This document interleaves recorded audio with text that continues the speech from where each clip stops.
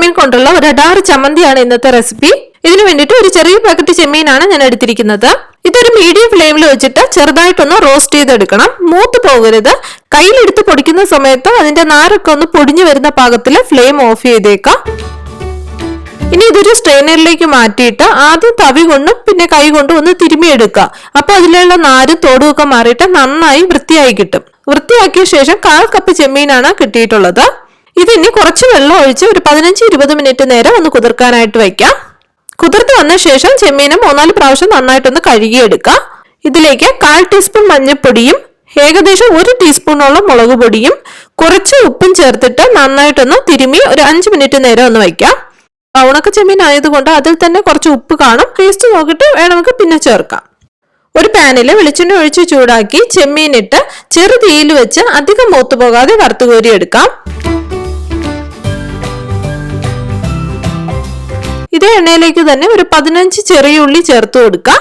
നിങ്ങൾക്ക് വേണമെങ്കിൽ ചെറിയൊരു സവാള എടുക്കാം. പക്ഷെ ചെറിയ ഉള്ളി ചേർക്കുമ്പോഴാണ് ഒരു കൂടുതൽ ടേസ്റ്റ് കിട്ടുന്നത്. ഇതൊന്ന് ചെറുതായി വാടി വരുമ്പോൾ 3-4 പച്ചമുളക് കീറിയതും അല്പം ഉപ്പും കറിവേപ്പിലയും കൂടെ ചേർത്ത് കൊടുത്തിട്ട് ചെറുതായിട്ടൊന്ന് സോട്ട് ചെയ്തെടുക്കാം. ഫ്ലെയിം ഓഫ് ചെയ്തിട്ട് ഇതൊരു പാത്രത്തിലേക്ക് മാറ്റാം. ഇതിലേക്ക് 1/2 കപ്പ് തേങ്ങ ചിരകിയത് ചേർത്ത് ഈ മസാല ഒന്ന് പുരട്ടിയെടുക്കണം. തേങ്ങ വറുക്കേണ്ട ആവശ്യമില്ല. ഈ തേങ്ങയിൽ ആ മസാല ഒന്ന് പിടിപ്പിച്ചെടുക്കണം, അത്രേ ഉള്ളൂ. ഞാനിവിടെ ഒരു നുള്ളു പുളി എടുത്തിട്ടുണ്ട്. ഇതിലേക്ക് 2-3 ടീസ്പൂൺ വെള്ളം ഒഴിച്ചിട്ട് ഒന്ന് കുതിരാനായിട്ട് വെക്കാം. ഞാൻ ഇത് കല്ലിലാണ് ചതച്ചെടുക്കുന്നത്. ആദ്യം വറുത്തെടുത്ത ചെമ്മീനും ഉള്ളിയും പച്ചമുളകും അല്പം ഉപ്പും 2 ടീസ്പൂൺ പുളിയും കൂടെ ചേർത്തിട്ട് നന്നായിട്ടൊന്ന് ചതച്ചെടുക്കണം. ചെമ്മീൻ ഒരിക്കലും അരഞ്ഞു പോകരുത്, ഒന്ന് ചതഞ്ഞു കിട്ടിയാൽ മതി. നമ്മൾ ചമ്മന്തി കഴിക്കുന്ന സമയത്ത് ഉണക്ക ചെമ്മീന്റെ പീസസും കൂടെ കടിക്കാൻ കിട്ടുമ്പോഴാണ് അതിന്റെ ഒരു രസം എന്ന് പറയുന്നത്, ടേസ്റ്റ്. ഇത് നന്നായിട്ടൊന്ന് ചതഞ്ഞു വന്ന ശേഷം തേങ്ങയും കൂടെ ചേർത്തിട്ട് ഒന്നും കൂടെ ഒന്ന് ചതച്ചെടുക്കാം. നിങ്ങൾക്ക് വേണമെങ്കിൽ ഈ രീതിയിൽ മിക്സിയിൽ ഇട്ടിട്ട് വേണമെങ്കിലും ക്രഷ് ചെയ്തെടുക്കാം. അരഞ്ഞു പോകാതെ ശ്രദ്ധിച്ചാൽ മതി.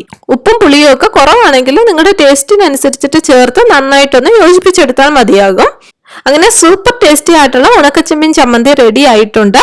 ഇത് ഒരു രസവും കൂടെ ഉണ്ടെങ്കിൽ ഊണ് കുശാലാകും. അത്രയ്ക്ക് സൂപ്പറാണ്. അപ്പൊ തീർച്ചയായിട്ടും നിങ്ങൾ തയ്യാറാക്കി നോക്കുക. കൂടുതൽ നല്ല നല്ല ഫുഡ് റെസിപ്പീസ് കാണുന്നതിനായിട്ട് ചാനൽ സബ്സ്ക്രൈബും കൂടെ ചെയ്തേക്കണേ.